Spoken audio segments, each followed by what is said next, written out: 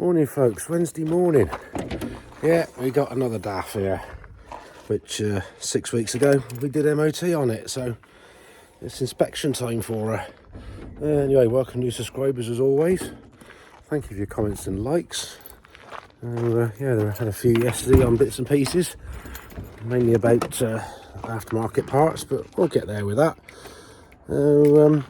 Yeah, we'll get this done and see what we can mess up for the rest of the day. Yeah, it's dry but not very warm. Never mind, we might get a summer one day. Well, that makes a pleasant change. All the lights work, the horn works, the wipers work, the screen wash works. Everything on part A works. So we've done the brake test. We're going to print that off. Come and blow the tyres up. And say anti-roll bar bush is still on the back, which is an advisory on MOT. So we got those. So we'll get it in the air and deal with that. As you can see, the roll bar bushes have seen better days. That was not quite so bad, but there is some movement in it. So we'll do top and bottom both sides, and it's done. These blocks, the anti-roll bar bushes, are different sizes. You've got a slightly bigger one at the top, and you can see in there, 40mm diameter. The bottom one's 35. Even though when you get the new ones together, they look pretty close, they are different, because obviously you've got a larger tube there and a smaller one there, so make sure you get them the right way round. All done and back together. They're all nice and firm, no movement in any of that. So yeah, we can get this back on the floor because we've done everything else. We're gonna get the paperwork done. Jobs are good, and as they say, little job I've been meaning to do for a while. I took this one out and do the 10-year anniversary video.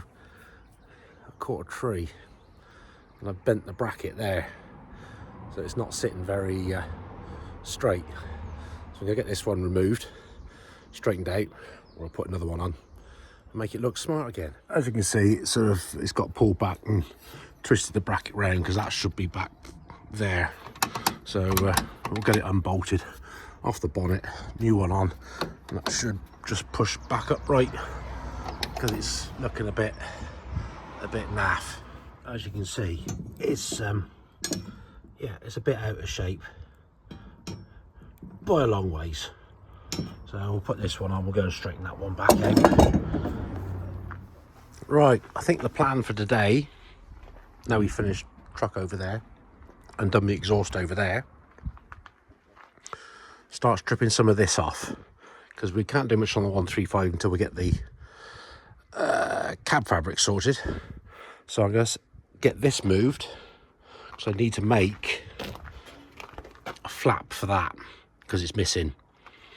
So I'm going to get apprentice on the go on this, get the exhaust off, get the bonnet unbolted, we can get the air filter housing off, which is a new one I supplied a little while ago, so we can get that off and get some of this stripped down.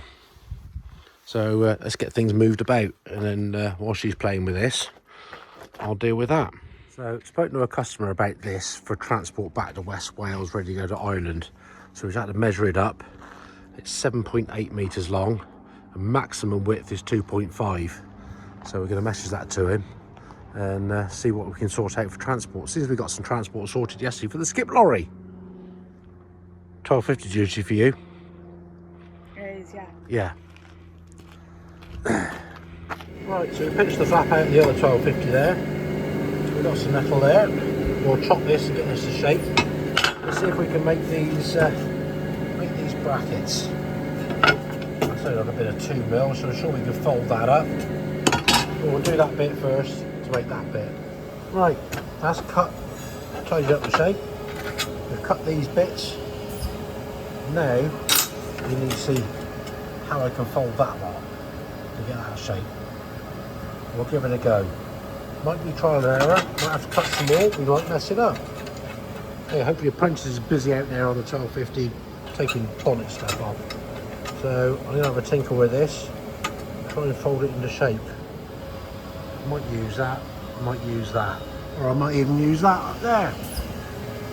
Let's see what happens. Well, after a bit of thinking, for like 30 seconds, I've decided to put the tooling in this one, which is like a knife edge tooling, stuff I use for making the very tight folds for doing the front grills, because we've only got like 10 mil each way, so that will probably do it, but we'll see what happens anyway. We'll try it. Well, that's come out not too bad compared to that. They look about pretty damn close, so we'll mark out and drill some holes and stick them on that one. And hopefully, I will go and try this in the hole, make sure it does fit. If it does, bloody marvellous job. Well, there's progress. The exhaust is off. So start, run with the air filter. Having fun? That's a yes. Right, back to this bit. Let's see if this lines up and fits. Just need to take a little bit off the length. We ain't far off. Width fine, absolutely fine, just a bit off the length. So we'll trim that down, take a couple of mil off of that, and that won't be far out. Right, so we're there made, marked out, drilled. I'm going to use some stuff that I haven't used in donkey's years. These are called Clecos. They're used in the aerospace industry. It's like a temporary rivet. And you have a special tool, it's like a pair of pliers.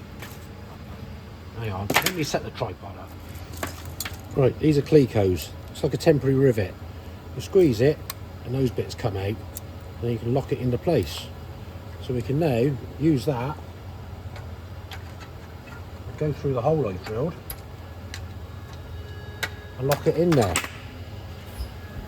And as you can see, like that, it's held it in. So we'll drill the other holes.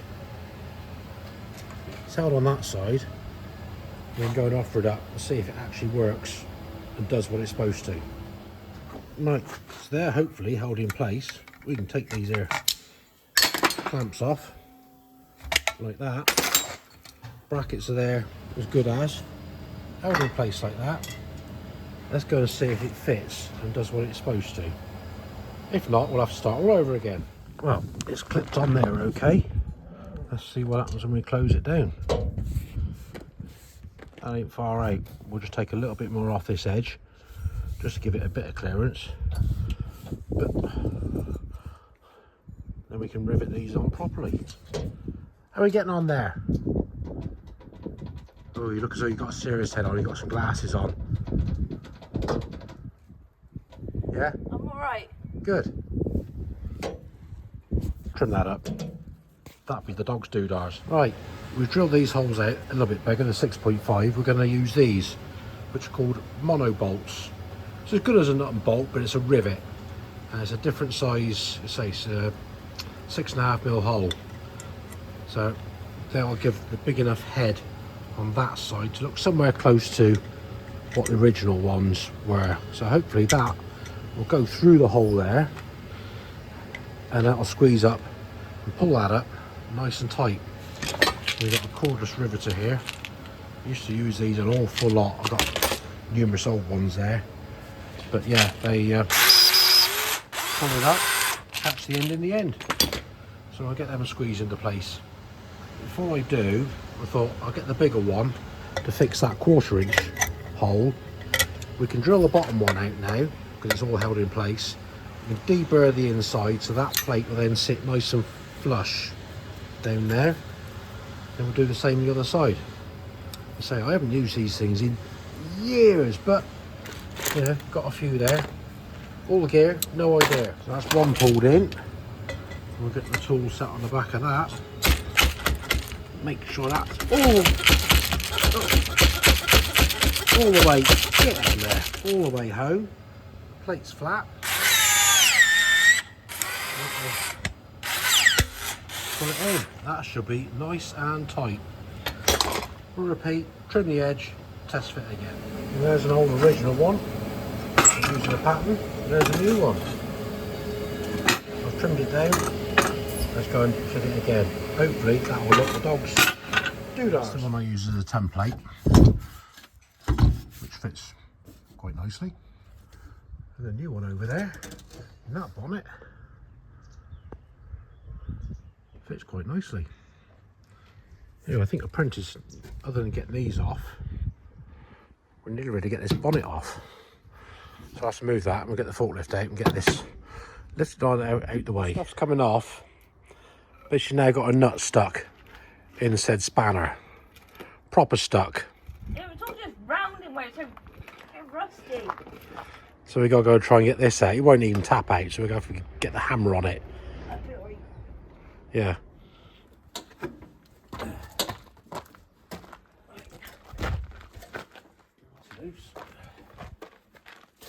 That's loose. Just got that pipe off. I'll move the bonnet out the way. Bring the forklift in.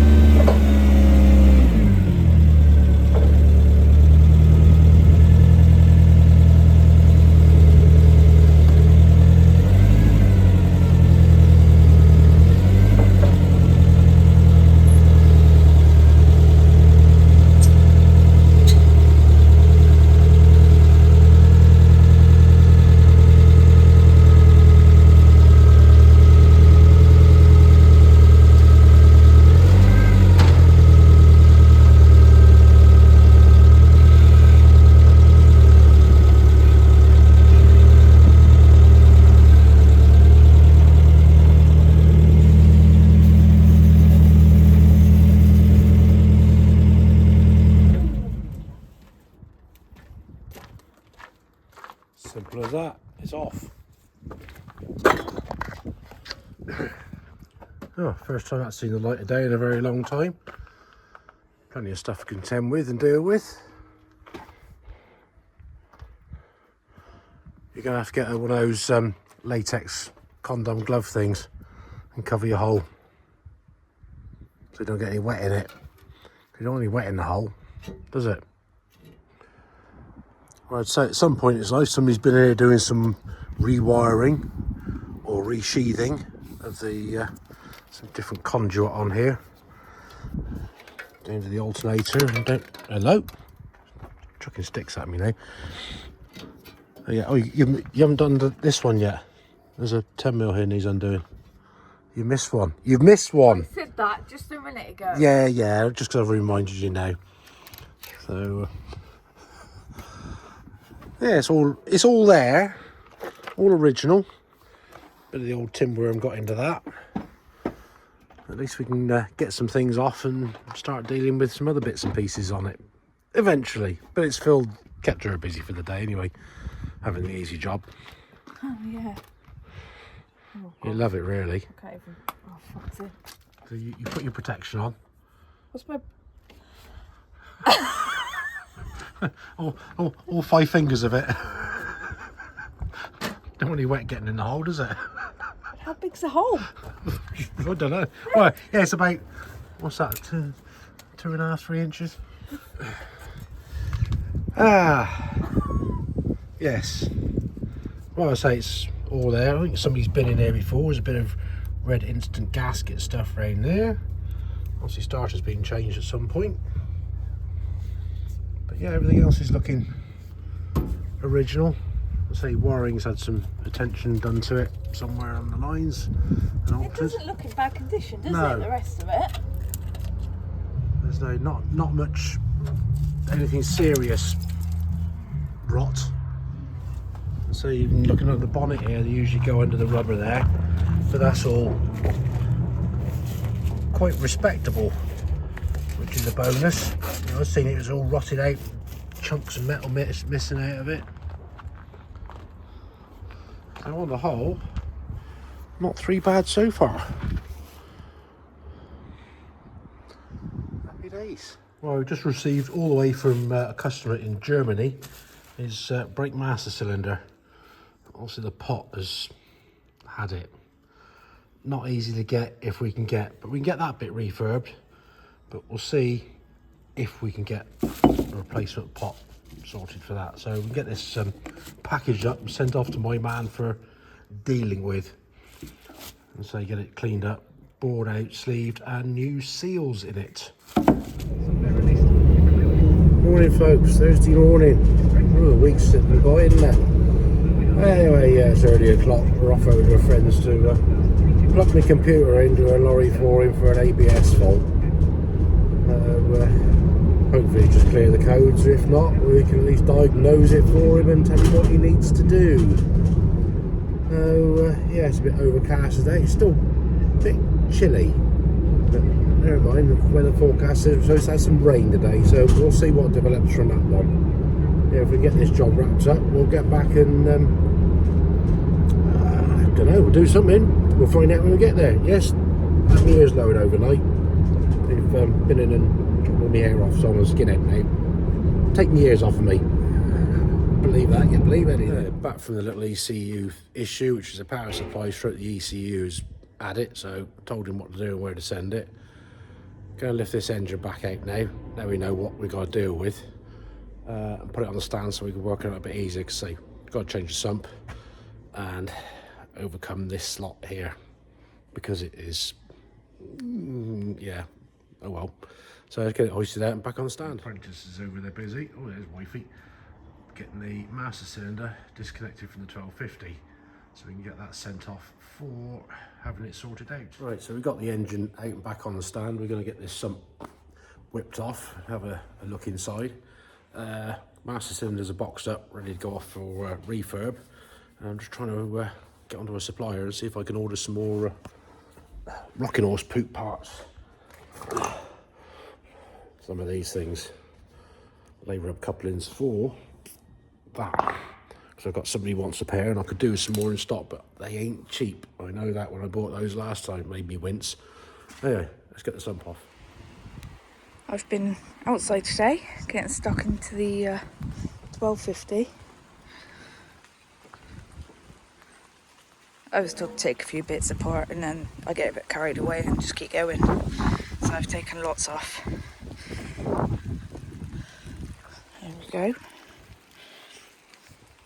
I can tell someone's been in there before. I keep finding lots of nuts and bolts and things. Drop down inside everywhere, and some bits that have been added.